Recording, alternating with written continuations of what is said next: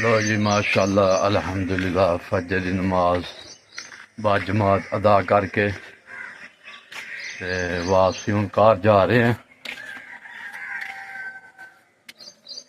ते इंशाअल्लाह हूँ जरा ना थोड़ा घर कम सी अज 12 रबीउल अव्वल है ते असी अज नियाज पकानी ही ते रात का पूरा बंदोबस्त करके रखे दा नियाज पकान का ते इंशाअल्लाह हूँ नाई कहता ही पूरे 5 बज गए तो कुछ मिनटा में आ जाऊंगा तो हूँ तकरीबन 5:30 होने वाले ने हाली तक नहीं आया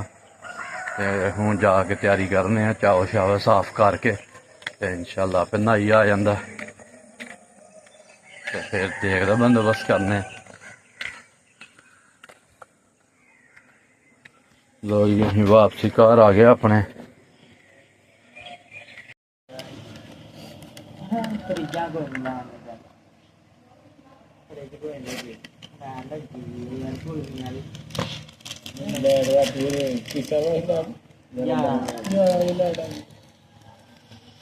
चल है देगा मेरा घट कर नहीं नहीं सारी गल तू की डॉक्टर ने नहीं की डॉक्टर बनाते ही 350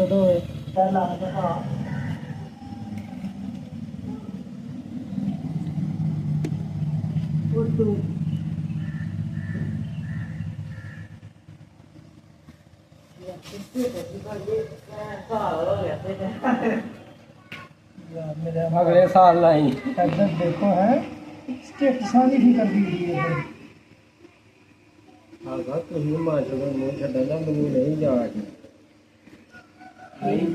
है पत्थर लान के लिए जाए अच्छा पत्थर लान के लिए जाए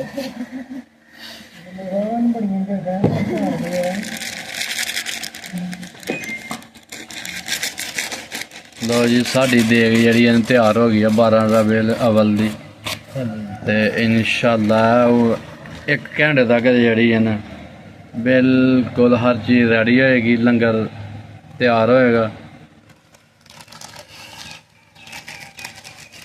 ते इन्होंने फिर छापरां पैक करके ते बच्चों को दिता जाएगा तो साड़ा दिल है कि नाश्ता भी ऐसे कर लीए।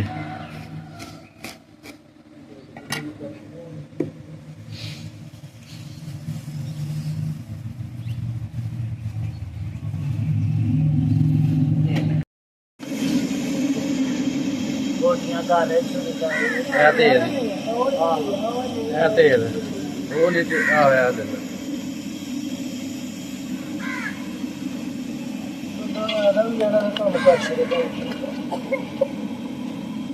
प्लेट चढ़ा के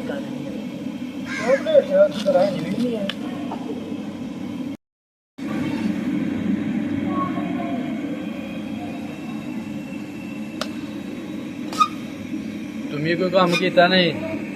काम किया ही कोई की किया मुँह धोता ही मुँह धोता मैं भरा लिया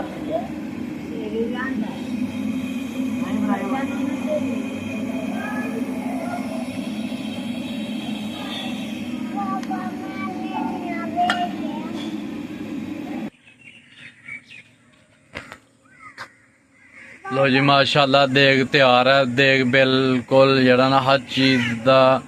काम रेडी कर छड़िया प्याज चीज छड़े चने बोआल छड़े गोश्त जरा ना छोटा छोटा कर छड़िया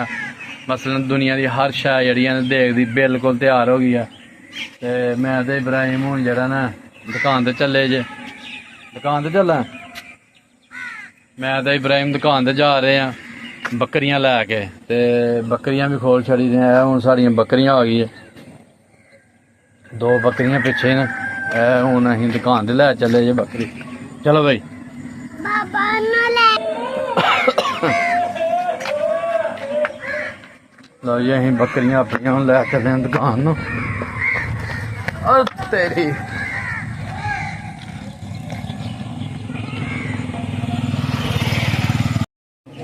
ਲਓ ਜੀ ਅੱਜ ਜਿੱਧਰ ਮਰਜ਼ੀ ਜਾਓ, ਕੋਈ ਬਿਰਿਆਨੀ ਪਸੰਦ ਆ ਪਿਆ, ਕੋਈ ਸ਼ੱਕਰ ਪਾਰੇ, ਕੋਈ ਨਮਕ ਪਾਰੇ, ਕੋਈ ਜਲੇਬੀਆਂ, ਤਾਜ਼ਾ ਜਲੇਬੀਆਂ ਜੀ।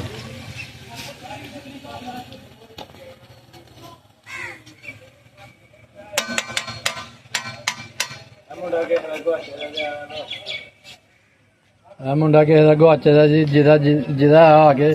ਤੇ ਲੈ ਜਾਓ। ਨਾ ਸ਼ਾਹ ਇਹਨੂੰ ਨਹੀਂ ਜਾਂਦਾ, ਨਾ ਇਹਨੂੰ ਪਤਾ ਜੇ ਕਿ ਮੇਰਾ ਨਾਂ ਕੀ ਹੈ।